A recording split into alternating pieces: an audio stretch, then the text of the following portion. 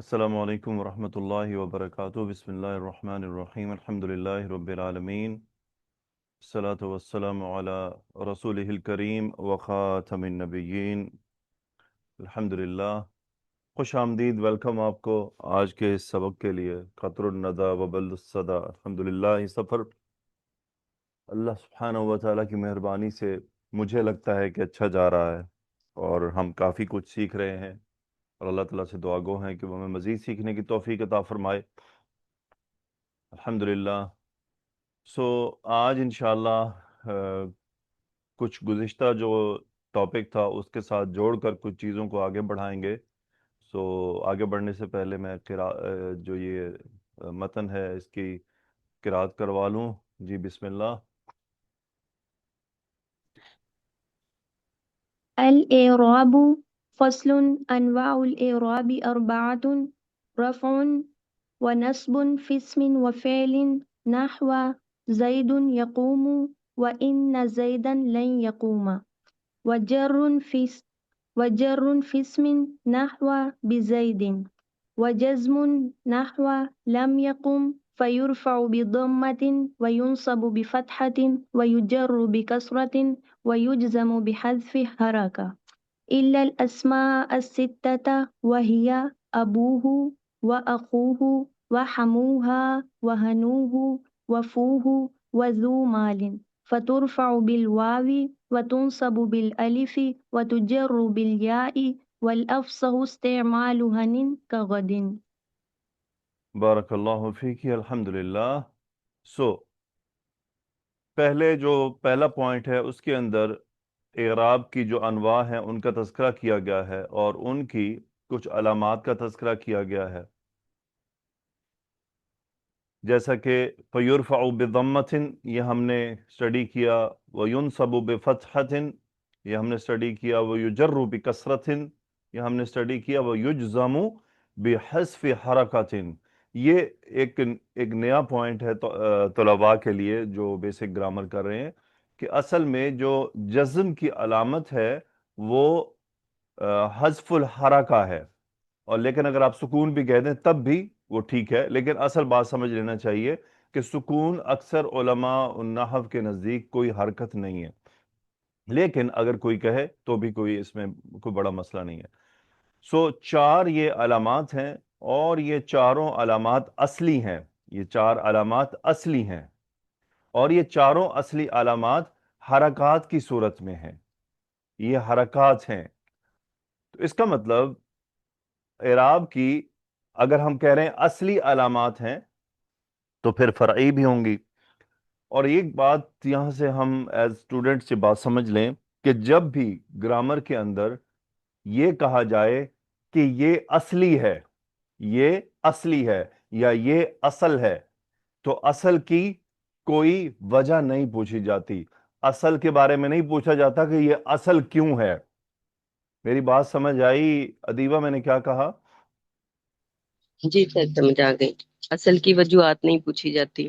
اصل کی وجوہات نہیں پوچھی جاتی۔ جب بھی گرامر میں کہا جائے کہ یہ اصل ہے، مثلا فعل ماضی مبنی ہونا اصل ہے، فعل امر مبنی ہونا اصل ہے، تو یہاں وجہ پوچھی جائے گی کیوں یہ مبنی ہے؟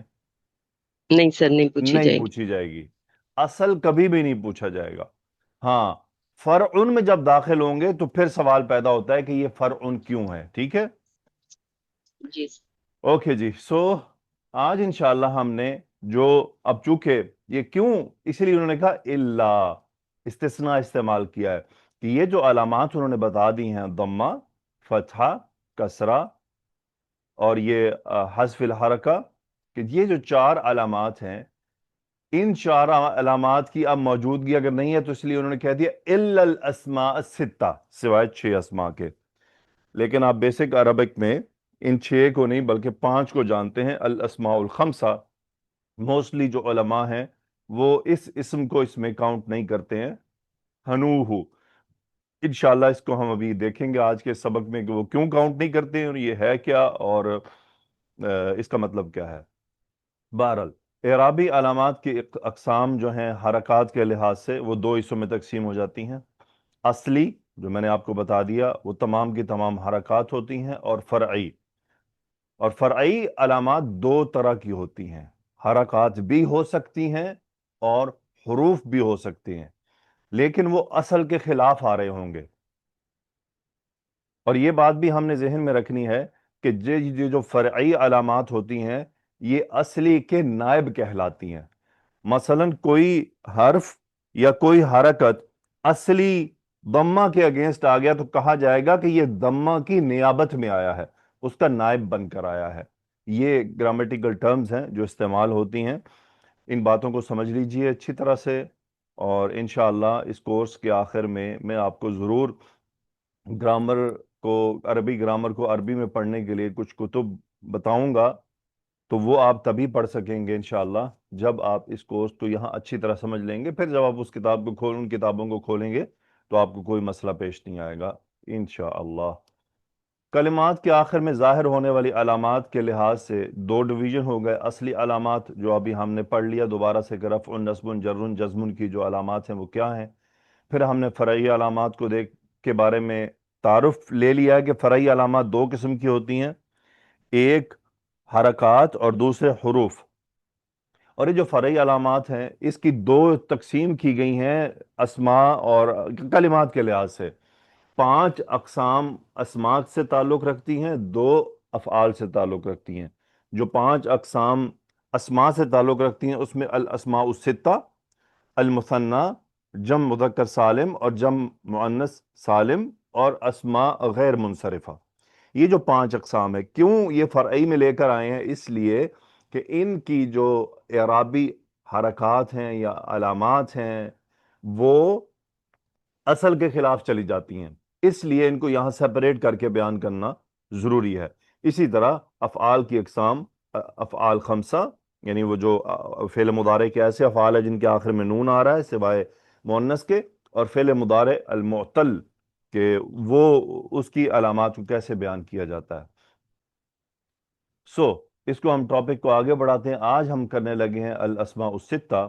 یہ خاص 6 اسماء ہیں جن کی اعرابی علامات باقی اسماء سے مختلف ہوتی ہے۔ زویا پڑھیں یہ 6 کون سے اسماء ہیں؟ ہاں جی استاد، ابن، اخن، حمن، ہنن، فمن اور زو۔ گڈ۔ امینہ، ابن کا کیا مطلب ہے؟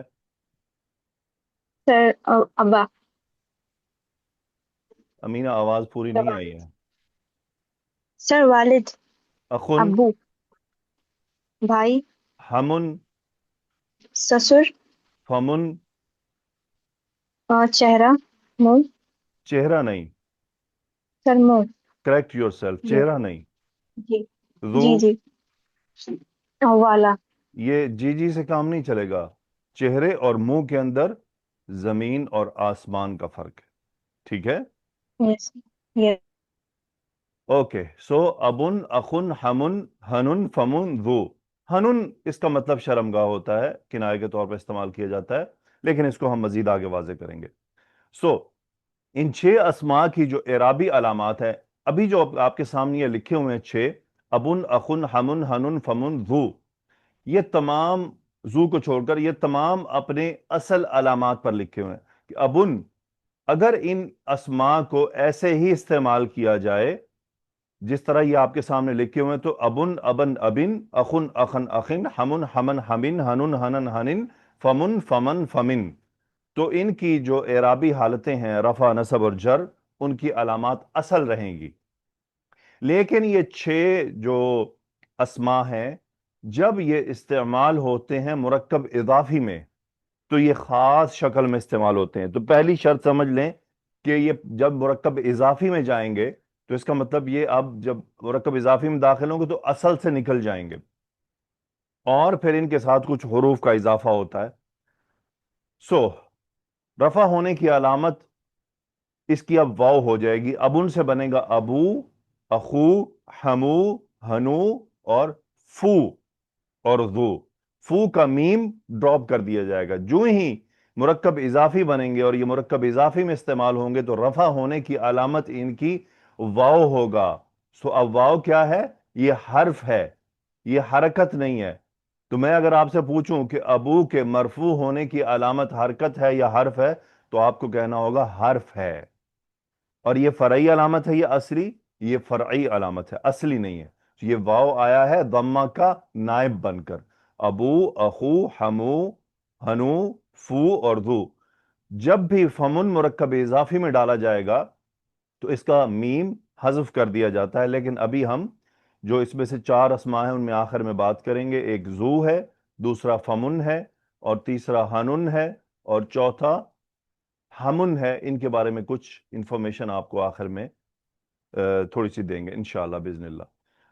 نصب جب ہوں گے تو کیا ہو جائے گا؟ ابا، اخا، حما، ہنا، ذا، فا اور ذا. اب نصب ہونے کی علامت اصلی تو ہے فتحہ، لیکن یہاں کیا ہوا؟ نصب کی علامت الف ہو گئی فتح کے نیابت میں آ کر، اور یہ الف کیا ہے؟ حرف ہے. یہ حرف ہے، ایک لیٹر ہے. تو یہ ابا کا جو الف ہے، لیکن اس کا مضاف الیہ یہاں تو میں نے تذکرہ نہیں کیا، یہ صرف آپ کو دکھانے کے لیے کیا ہے. یقیناً یہ مرکب اضافی میں ہی ایسا ہوگا، ادروائز نہیں. جر ہونے کی علامت کیا ہے؟ یا، یعنی نارمل اصلی علامت کیا ہے؟ کسرہ، لیکن اس کی نیابت میں آئے گا یا، اور یا کیا ہے؟ حرف. یہ فرعی علامت ہو گئی. ابی، اخی، ہمی، ہنی، فی، ذی، یہ ہیں جر کی علامات.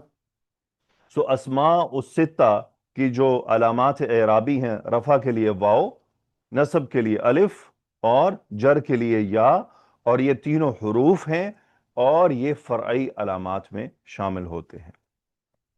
پھر کچھ اگزامپل ان کی دیکھ لیں ہم، تاکہ میں آپ کو جملے میں دکھا دوں. مثلا ذهب ابوه واخوه وحموها وذو علم هذا حنوه وذلك فوه. میرا خیال ہے کہ ترجمہ آپ اس جملے کا کر سکتے ہیں. تو یہاں ابو کی اگر میں مرفوع ہونے کی علامت پوچھوں تو کیا بنے گی؟ واو ہے، اور یہ حرف ہے، اور یہ فرعی علامت ہے. اسی طرح اخو، ہمو، ذو، ہنو، فو، یہ تمام جو علامات ہیں رفع ہونے کی، اس میں واو ہے اور یہ حرف ہیں، اور یہ ضمہ کی نیابت میں آئے ہیں، ضمہ کی نیابت میں آئے ہیں. اب آپ کو ویسے ایڈیشنلی بتا دوں، یعنی ایز این تاکہ آپ کا انٹرسٹ، اور تاکہ ابھی آپ کو یہ پتہ چلتا جائے کہ اس کے اوپر مزید بھی بات ہو سکتی ہے. یہ جتنے اسماء لکھے ہوئے ہیں اس کے اوپر مزید 1 گھنٹہ اور بھی لیکچر جا سکتا ہے، لیکن جیسا کہ جو سٹیپ ہوتے ہیں وہ سٹیپ سارے جو آگے چل کر ہیں وہ پھر انشاءاللہ زندگی باقی اگر آپ لوگوں کی بھی دلچسپی برقرار رہی اور اللہ نے ہمیں توفیق دی اور ہم نے الفیت ابن مالک کی شرح کی طرف ہم بڑھے، تو پھر وہ سب باتیں جو باقی ہیں، اور وہ جو باقی باتیں اس کی ہیں وہ پھر آخری ہیں، یعنی اس کے بعد اس کے اوپر مزید کوئی ڈسکشن نہیں ہے. ان اسماء کی ڈسکشن ہے.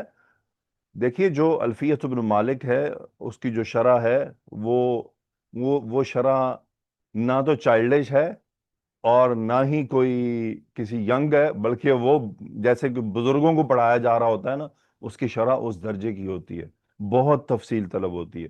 اس میں یہ وجوہات بھی بیان کی جاتی ہیں، اس کے اوپر ڈسکشن ہوتی ہے کہ آخر ایسا کیوں کیا گیا، یعنی یہ واو کدھر سے لے کے آئے ہیں، وہاں پر یہ بھی ڈسکشن ہوگی کہ یہ واو کیسے آیا ہے، واو لانے کی وجوہات کیا بنی ہیں، کون پھر عرب میں ہیں جو واو لاتے ہیں، کون ہے جو نہیں لاتے ہیں، کون ہے جو اس واو کو اصل حرکت ڈکلیئر کرتے ہیں، کون ہے جو نہیں کرتے ہیں. پھر وہاں اس کی مزید، تو یہ آپ کے لیے میں یعنی یہ اس لیے میں نے چھوڑ دی بیچ میں بات کہ ہمیں اندازہ ہو جائے کہ بات یہاں اینڈ نہیں ہوتی ہے، اس کا مطلب ابھی تو اور بھی کچھ ہے جو فی الحال، اسی لیے تدریج ہوتی ہے.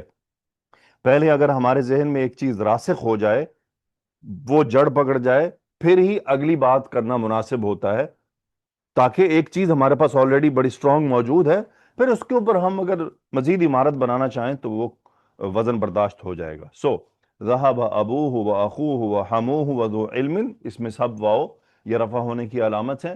رأیت اباہ واخاہ وحماہ وذا علم، رأیت ہناہ وفاہ، اس میں تمام مرکب اضافی ہیں یہ، اور یہ اسماء ستہ ہیں اور ان کے نصب ہونے کی علامت الف ہے. مررت بأبیہ واخیہ وحمیہ وذی علم، مررت بہنیہ الطعام فیہ. اب یہاں پر آپ میں سے رابع سلطانہ کوئی آبزرو کیا ہے کچھ ڈفرنٹ ان مثالوں میں؟ جی آپ نے سر، کچھ مختلف آبزرو کیا ہے کیا؟ ان سب کے ساتھ ضمیر ہے سر، زو زا زی کے ساتھ مضاف الیہ اسم کے ساتھ آئی ہے، زی کے ساتھ سر، علم. زویا آپ نے آبزرو کیا ہے کچھ مختلف؟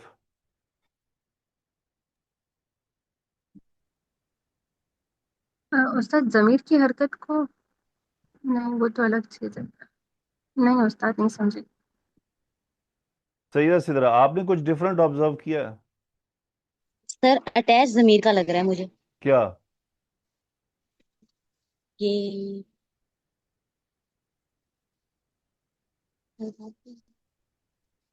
ملک خاتون آپ نے کچھ آبزرو کیا؟ جی استاد جی، ہنی اور فی ہی سے پہلے حرف جر ہے، میں نے یہ آبزرو کیا. مبین اختر آپ نے؟ یہ تام ہی میں جو فی الگ سے آیا ہے. نہیں. زویا؟ استاد ہموں کے ساتھ جو ضمیر ہے وہ ہا کی آ رہی ہے. گڈ، ماشاء اللہ، یہی میں سننا چاہ رہا تھا. یہاں فرق آیا ہے، یعنی آپ نے غور کیا ابوہ اخوہ ہموہا، اباہ اخاہ حماہا، ابیہ اخیہ حمیہا. کیوں رابع سلطانہ اب نظر آیا آپ کو؟ جی جی سر، یہ فرق ہے. الحمدللہ. وہ زو والا تو قاعدہ ہے نا، وہ تو ایک شرط ہے، یہاں شرط نہیں تھی، دیکھیے ادھر کچھ اور وجہ ہے. انشاءاللہ اس کے لیے ابھی اپنے کان کھلے رکھیں، ابھی یہ بات آگے آئے گی یہ کیوں ہے، اور یہی بات انہوں نے متن میں بھی ایسے ہی لکھا ہے.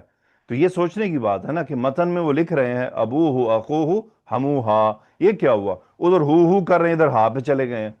اس کا مطلب بلا وجہ تو نہیں کیا انہوں نے ایسا. اوکے، سو آگے بڑھتے ہیں. ان کی 3 شرائط ہیں. دیکھیں ان اسماء کے مرکب اضافی کے ساتھ ساتھ اسماء ستہ میں رہنے کی 3 شرائط ہیں.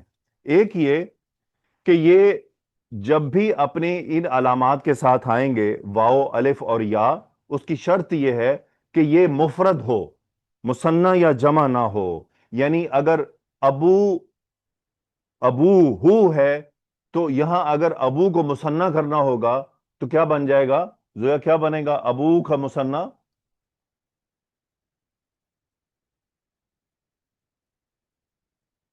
امینہ ابو کا مثنی کیا بنے گا؟ سر ابوانی. ابوانی. گڈ. سو اب ابوانی، جب ہم ابوانی کو مضاف بنائیں گے تو کیا بنے گا زویا؟ رابعہ سلطانہ کیا بنے گا؟ ابوا. ابواہو. ابواہو. اب جی سر. ابواہو، اب مثنی کی علامت یہاں کے مثنی کی علامت سوری رفع کی علامت کیا بن گئی امینہ ادھر؟ سر واہ وہ حرف آ جائے گا پھر تو. زویا کیا علامت بنی ابواہو؟ استاد مثنیٰ ہونے کی صورت میں الف ہوگی پھر. الف بن گئی. الف. الف بن گئی استاذہ امینہ، جی سر. جاگ کر کلاس لیں. الف بن گئی. جی. الف بن گئی تو ہم نے اسماء ستہ میں کیا پڑھی ہے زویا؟ کیا ہوتی ہے مرفوع اسم کی رفع کی علامت؟ استاد واو ہوتی ہے. واو ہوتی ہے، الف نہیں رہی نا. تو یہ اصل سے ہٹ گیا اب، تو اس لیے اب یہ اسماء ستہ میں شامل نہیں ہوگا. صحیح ہے؟ تو اسماء ستہ کی شرط یہ ہے کہ یہ صرف اور صرف مفرد شامل ہوں، اس لیے ان کو الگ کیٹیگرائز کیا گیا ہے. جو ہی ان کے مثنی یا جمع استعمال ہوں گے تو پھر یہ اسماء ستہ نہیں کہلائیں گے. یعنی اگر آپ کے سامنے کوئی کلمہ آ جاتا ہے ابواہو اور استاد پوچھے کہ ابواہ اسماء ستہ میں ہے یا نہیں، آپ کہیں گے نہیں ہے. وہ کہے گا کیوں نہیں ہے؟ تو آپ کہیں گے یہ مثنی ہے. اسماء ستہ کے یہاں پر اسماء ستہ کہلانے کی وجہ یہ ہوگی کہ وہ مفرد ہوں لازمی طور پر. اگر اب ان کی جمع آباؤن آ جائے کہ آباؤہو، اب تو یہ علامت اصلی استعمال ہو گئی، رفع ہو گیا ضمہ کے ساتھ آباؤہو آباؤہو. سو شرط نمبر 1 کیا ہے؟ مفرد ہوں. مثنی یا جمع آئیں گے تو پھر یہ اسماء ستہ نہیں کہلائیں گے، چاہے مرکب اضافی ہی کیوں نہ ہو. مکبر ہوں. مکبر سے مراد ہے کہ نارمل اسم مکبر ہوتا ہے، جیسے بابن، رجلن، ابن، اخن، یہ مکبر اسما ہے. اس کی کنورژن ہوتی تصغیر، یعنی رجیلن، بویبن، ابین، اخین، یہ اسم تصغیر ہیں، یعنی چھوٹا کر دینا، چھوٹا سا دروازہ، چھوٹا سا آدمی، چھوٹا سا بھائی. سو اسم التصغیر نہ ہو، کیونکہ جو ہی اسم التصغیر ہوتا ہے تو پھر وہ اصل حرکات ہوگی. مثلا اخیہ، اخیہ، اخیہ، ابیہ، ابیہ، ابیہ، مرکب اضافی میں تو آ جائیں گے لیکن علامات اعراب اصل استعمال ہوں گی. تو شرط نمبر 2 مکبر ہوں، مصغر نہ ہو، اسم التصغیر نہ ہو. شرط نمبر 3 مرکب اضافی ہوں، لیکن اس میں بھی ایک شرط ہے، وہ یہ کہ یا متکلم اس کا مضاف الیہ نہ ہو. مثلا ابوہ، یہ مرکب اضافی ہو گیا، ابو کا، ابو کما، ابو زیدن وغیرہ وغیرہ. جو ہی اس کو ہم کریں گے ابھی، ہم نے کیا کیا، یا متکلم لگا دیا. اب یہاں پر یہ اسماء الستہ میں شامل نہیں ہوگا، بلکہ اس کی جو اعرابی حرکت ہے یہاں ابو، وہ مثلا میں کہہ رہا ہوں ہاذا ابی، یہ میرا والد ہے، ہاذا ابی. اب یہاں اب ابھی مرکب اضافی خبر ہے اور یہ مرفوع ہوتا ہے، تو ہم کیا کہیں گے، یہ مرفوع ہے اسم اور رفع ہونے کی علامت ضمہ ہے، اصلی علامت کو لیا جائے گا، ضمہ ہے اور وہ تقدیری ہے، اور وہ تقدیری ہے. انشاءاللہ یہ جو ٹاپک ہم سٹڈی کر رہے ہیں اس کے آخر میں تقدیری کو پوری طرح ہم ڈسکس کریں گے الگ الگ کر کے، وہاں الگ سے اس کو پڑھایا جائے گا. سو فی الحال اتنا کہ مرکب اضافی ہو لیکن یا متکلم اس کا مضاف الیہ نہ ہو. یا متکلم جو ہی مضاف الیہ بنے گا تو پھر اصلی علامات کے حساب سے according to the requirement of کلمہ، جو بھی وہاں پہ رفع ہو، نصب ہو، جر ہو، جو بھی ہو، اصلی علامات کو تقدیری علامت بنا دیا جائے گا. میری بات کلیئر ہو گئی رابعہ سلطانہ؟ جی سر، الحمدللہ. الحمدللہ. اوکے آگے بڑھتے ہیں. جی تو اسماء ستہ میں سے 4 اسماء ہیں جن کی تھوڑی سی وضاحت ہے. پہلی جو میں نے آپ سے بات کی تھی، ایک سوال کیا تھا آپ لوگوں سے، ہموہا کیوں ہے، ہموہا کیوں ہے؟ اس کی وجہ یہ ہے کہ یہ جو ہمن کلمہ ہے یہ استعمال ہوتا ہے کس کے رشتہ داروں میں زویا؟ کون؟ استاد خاتون کے لیے، مؤنث کے لیے. خاتون کے سسرالی رشتہ دار. ٹھیک ہے، جی وہ چاہے دیور ہو چاہے سسر ہو، وہ تمام ہمو کہلاتے ہیں، مذکر. سو ہموہا، اسی لیے رأیتو ہماہا، میں نے اس کے سسر کو دیکھا. اب وہ اس کا سسر کون؟ عورت. مرد کے لیے نصیب ہوتا ہے، مثلا ہذا نصیبی، نصیب کا مطلب یعنی چاہے عورت کا والد، عورت کا بھائی، جسے ہم عام سمپل لینگویج میں سالہ کہتے ہیں، تو وہ مرد کے لیے نصیب کلمہ استعمال ہوتا ہے. بہرحال سو ہمن، اس لیے انہوں نے اس کے ساتھ ہموہا کی ضمیر لگائی ہے. ہنن یہ ایک کلمہ ہے، یہ شرمگاہ کے لیے استعمال ہوتا ہے اور یہ کنایہ کے طور پر ہوتا ہے، جو اصل لفظ ہے وہ لانے کی بجائے یہ استعمال کر لیا جاتا ہے. دوسرا، لیکن اس کلمہ کو بہت سے علماء اسماء ستہ میں شامل نہیں کرتے، اسی لیے آپ نحو کی بہت سی کتابوں میں اسماء خمسہ دیکھتے ہیں، اسماء ستہ نہیں دیکھتے، اسماء خمسہ. لیکن جیسے جیسے آپ بڑی کتابوں میں داخل ہوتے ہیں تو وہاں یہ پھر خمسہ نہیں، وہ پھر ستہ اوریجنل لے کر آتے ہیں، چونکہ وہاں وہ اختلافات کو سائڈ پہ کر دیتے ہیں. سو اسماء خمسہ آپ نارمل سٹڈی کرتے ہیں. اس کی وجہ کیا ہے جنہوں نے اسماء خمسہ کیا؟ یہ نہیں کہ یہ شرم گاہ ہے اس لیے اس کو وہ اس میں لے کر چلے گا کہ شرم آ رہی ہے. علم ایک الگ معاملہ ہوتا ہے، علم کے اندر کچھ بھی ہائیڈ نہیں کیا جاتا، اس کی وجوہات دوسری ہوتی ہیں.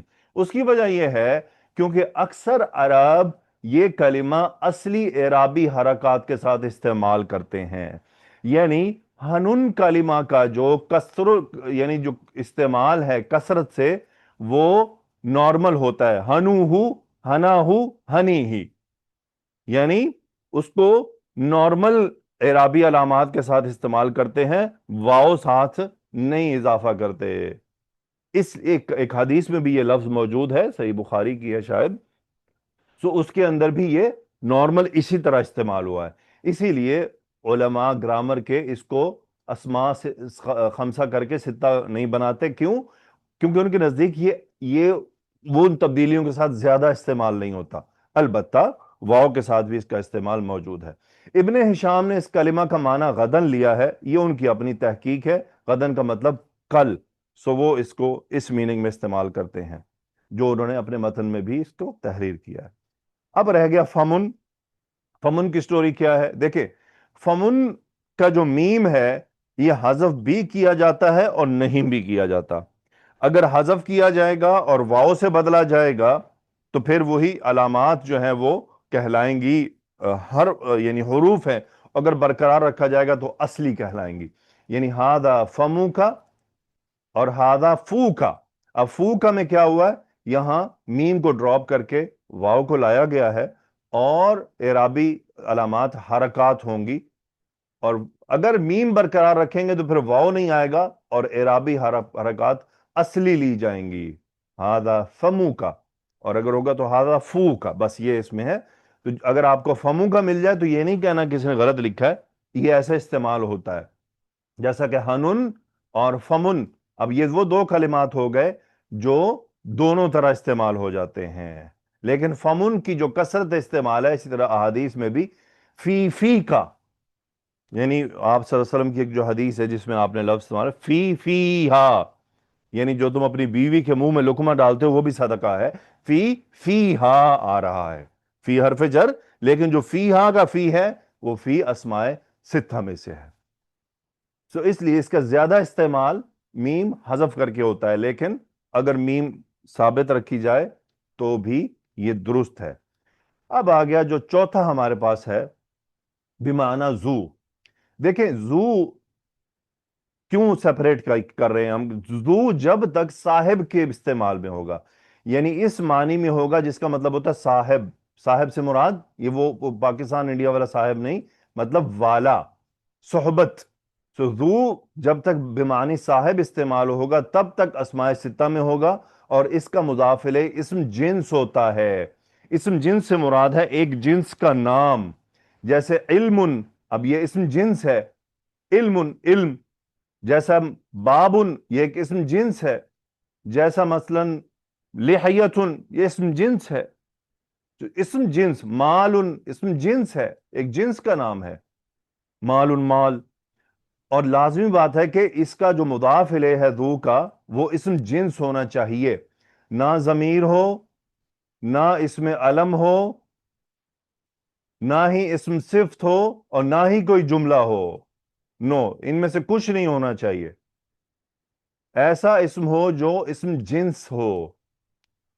ابھی ایگزامپل آئیں گی تو انشاءاللہ مزید واضح ہوگا کیوں یہ شرط لگائی جا رہی ہے کہ ذو اس صورت میں اسماء ستہ میں شامل ہوتا ہے جب اس کا معنی صاحب یعنی والا ہو. اس لیے کہ ایک ذو عربک لینگویج میں اور بھی ہے، اور وہ لغت الطی ہے. طی ایک قبیلہ ہے، اس میں ذو بمعنی الذی استعمال ہوتا ہے. اور یہ انشاءاللہ جب آپ اسماء موصولہ ہم پڑھیں گے اس میں یہ آئے گا، اور وہاں پر پھر اس پر بات ہوگی. اس کا اعراب وہاں پر دیکھیں کیسے بیان کیا جاتا ہے. تو اس کا اعراب بیسیکلی اس موصول جیسا ہوتا ہے. سو اگر ہم ذو کو بمعنی صاحب لیں تو جاء ذو علم، رأیت ذا علم، سلمت علی ذی علم. اب کیا؟ علم والا.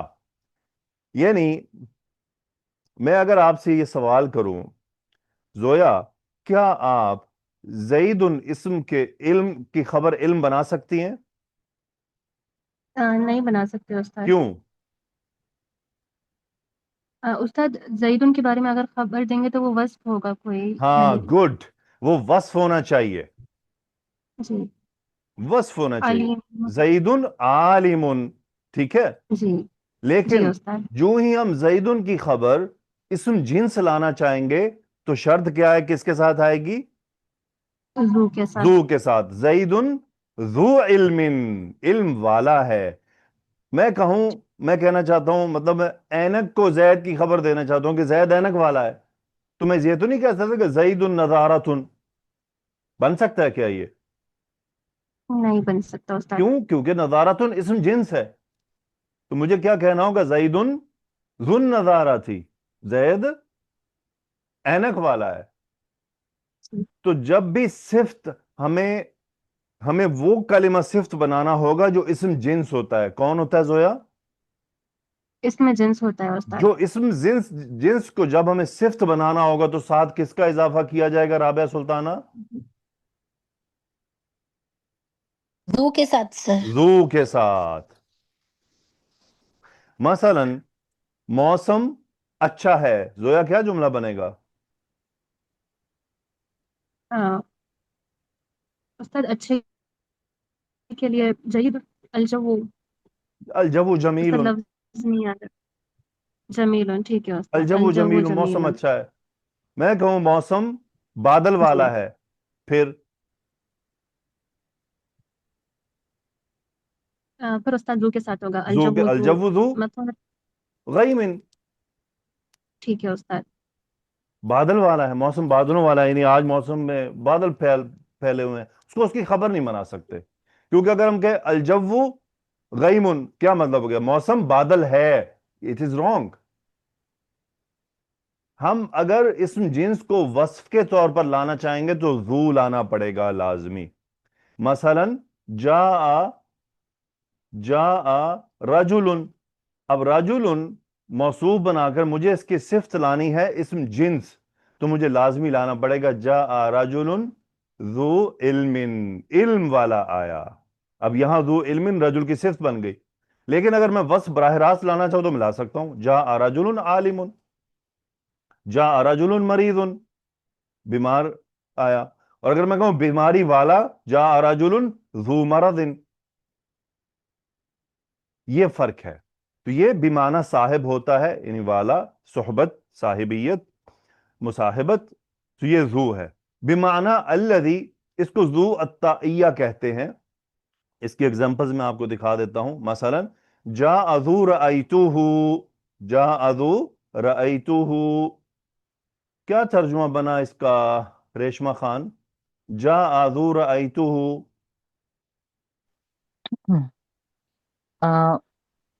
میں نے وہ آیا اور اس نے وہ آیا اور دیکھنے اس نے سکھوں والا تربان پہن کر انڈیا میں تقریر کی کل. ایسے ہی نہیں. زویا کیا ترجمہ بنے گا؟ جس سے میں نے دیکھا وہ آیا. وہ آیا جسے میں نے دیکھا. ترتیب برقرار رکھیں. جی استاد. وہ آیا جسے میں جی نے استاد. دیکھا. ٹھیک ہے.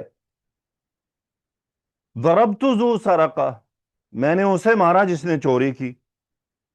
سلمت علی ذو جاء، اسے سلام کیا میں نے جو آیا. اب دیکھیں یہاں پر ذو بمعنی الذی ہے، اور یہ ایک خاص قبیلے کی قراءت ہے، یعنی یہ عام استعمال نہیں ہے، نہ یہ قرآن میں استعمال ہوا ہے، نہ احادیث مبارکہ میں موجود ہے. لیکن ایک عرب قبیلہ ہے جو ذو کو بمعنی الذی استعمال کرتا ہے. تو اس لیے جب علماء گرامر کی کتابیں لکھ رہے ہوتے ہیں نا، تو وہ ہر وہ چیز لانے کی کوشش کرتے ہیں جو کہیں آپ کو نظر آ سکتی ہے. پتہ چلے کہیں اب اگر وہ یہ بات اس میں کتابوں میں نہ لکھیں اور یہ اختلافات نہ لکھیں، اور آپ کوئی عربی کتاب پڑھ رہے ہیں اور اس میں لکھا ہو یہی بات جاء ذو رأیتہ، تو وہاں تو میرے طوطے اڑ جائیں گے. یہ ذو کدھر سے آ گئے؟ یہ تو سمجھ ہی نہیں آ رہا. میں نے تو ذو والا سمجھا ہے، اور یہ رأیتہ اس کا جملہ آ رہا ہے. ہم نے شرط پڑھی ہے کہ اس کا جملہ اس کے ساتھ نہیں ہوتا، یہ تو رأیتہ جملہ آ رہا ہے. تو پھنس جائیں گے نا ہم. الحمدللہ یہ تو ہو گیا ذو کی بات چیت. اب ذرا یہ تھوڑی سی مشق ہے تاکہ ہم دیکھ لیں کہ ہم نے کیا کیا. رابعہ ابوہم میں ابو کے مرفوع ہونے کی علامت کیا ہے؟ واو ہے سر. زویا ابینا میں ابی کے مجرور ہونے کی علامت کیا ہے؟ استاد یا ہے.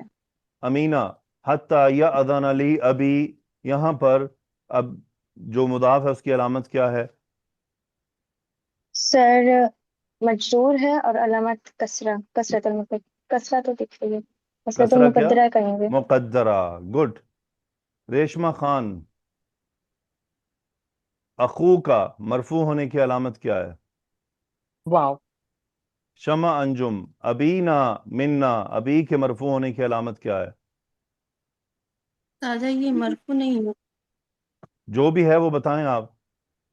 یہ مجرور ہے، مجرور ہونے کی علامت یا ہے. گڈ. مبین اختر آبائہم مجرور ہونے کی علامت کیا ہے؟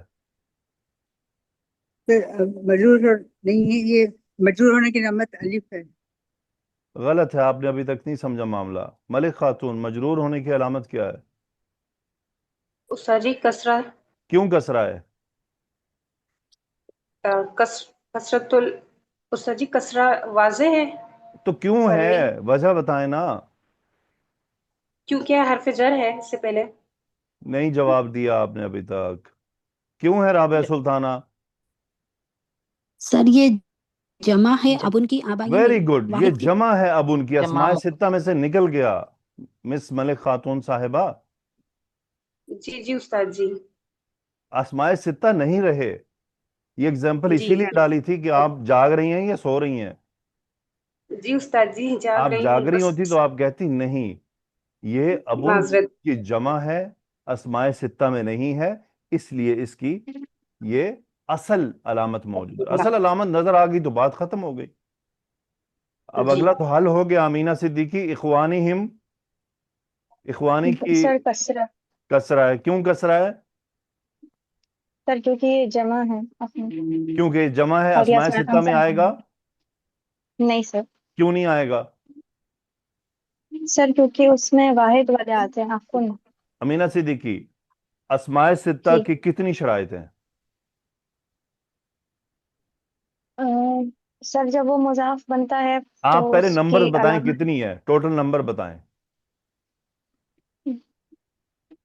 رابعہ سلطانہ کتنی شرائط ہیں؟ 3 ہے سر. کون کون سی؟ ایک مفرد، دوسری مرکب ہونا، مکبر ہونا ہے، تیسرا مضاف الیہ جس کی طرف متکلم راجع ہو. یا متکلم ہو یا نہ ہو؟ ہونا ہے سر. یا متکلم کا ہونا ہے، یہ اس کی شرط ہے. سر شرط نہیں ہے سر، جب تقدیر میں جائے گی. نہیں ہے، یعنی جی سر. 3 شرائط ہیں. کیا؟ مفرد ہو، مکبر ہو، مرکب اضافی ہو، لیکن مرکب اضافی میں یا متکلم مضاف الیہ نہ ہو. 3 شرائط ہو گئی. ٹھیک ہے. مجھے یہ بتائیے ملک خاتون، فمن کتنی جی طرح استعمال ہوتا استاد. ہے عربی میں؟ 2 طرح. وہ 2 کی مثالیں دے رہے تو زیادہ اچھا ہے. مزید واضح کریں کس طرح؟ استاد جی ایک حرکت کے ساتھ اور ایک حرف کے ساتھ. اگزامپل دینا. فمو کا اور فو کا. فو کا. گڈ. زویا صدیقی ذو کتنی طرح ہے؟ استاد 2 طرح کے ہیں، ایک بمعنی صاحب اور دوسرا بمعنی الذی. امینہ جو بھی معنی الذی ہے اس کو کون سا ذو کہتے ہیں؟ تاغیر. التاغیر. ذو الطائیہ. امینہ آپ لگتا ہے سو کر تاغیہ. کلاس لے رہی ہیں آج. رابعہ سلطانہ جی سر. ذو بمعنی صاحب کی مزید کیا شرط ہے؟ سر اس کے ساتھ جنس ہونا چاہیے سر، اسم جنس ہونا ہے، اس کے مضاف ساتھ الیہ. ہونا ہے، یعنی اس کے ساتھ دوستی کرے آگے. ذو کے ساتھ مضاف الیہ اسم جنس مضاف ہونا الیہ، ہے سر. ساتھ ہونے والی بات جی نہیں سر. ہے. جی سر. ساتھ ہونا یہ کوئی کچھ نہیں ہوتا. ساتھ ہونا، ساتھ کیا مطلب؟ ساتھ آگے کھڑا ہو جائے. مرکب اضافی بنے، اس نہیں. کا مضاف الیہ بنے. ٹھیک ہے. جی جی سر. کیا اس کے علاوہ بھی کچھ بن سکتا ہے اسم جنس کے علاوہ؟ نہیں سر. نہیں بن سکتا. بارک اللہ فیکن. الحمدللہ یہاں تک ہم پہنچے اور ہم نے جو اعراب کا جو پہلا سٹیپ ہے اس کو مکمل کیا. مثنی، جمع اور غیر منصرف اور فعل، یہ ہم انشاءاللہ اگلے اسباق میں دیکھیں گے. آج ہم نے اسماء ستہ کے اوپر سیر حاصل بات چیت کر لی. انشاءاللہ جو طلباء کلاس کے اندر گروپ میں موجود ہیں ان کی زوم پریکٹس انشاءاللہ اسماء ستہ کی قرآن مجید اور احادیث سے کروائی جائے گی. اللہ سبحانہ و تعالی برکت عطا فرمائے. جزاکم اللہ خیرہ. فی امان اللہ. السلام علیکم ورحمۃ اللہ وبرکاتہ.